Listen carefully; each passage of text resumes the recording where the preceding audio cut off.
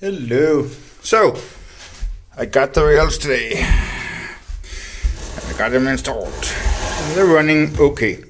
I've oiled them. I did a really bad job at cutting, so I had to shim it up here. I wish I had done that better, but the worst thing is I tried and couldn't do it. Well, that's how it is. So, the enclosure is all its glory.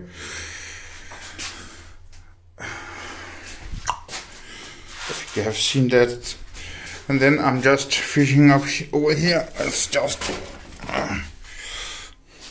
I did something. I broke a 3D printed part, the one that this one sits on, and the reason I broke it is the clearance isn't as good as I hoped. Maybe I should shim this up, maybe I should. Now I'll figure it out. But see in here, that one right there, that's aluminium being burned up. It was like curled up like because I drove it up with this one. Be careful of that. I didn't notice. I just thought, why the hell does it not fit? But hey, that's how it is.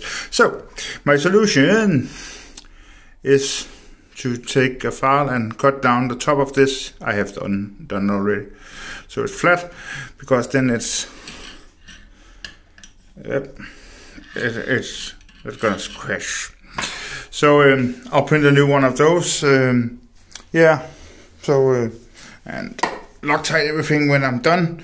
I have accepted the fact that I have to assemble it and disassemble it and then Loctite when I'm sure on all the things. So that's what I'm gonna do. But this step right here, that's a good step. Yeah. Ooh.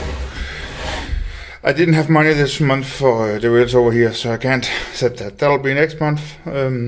That's how it is, being unemployed, Corona and all that shit. So, yeah.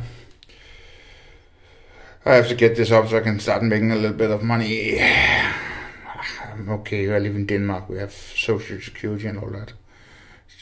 So I'm okay. But, yeah. Cool. See ya.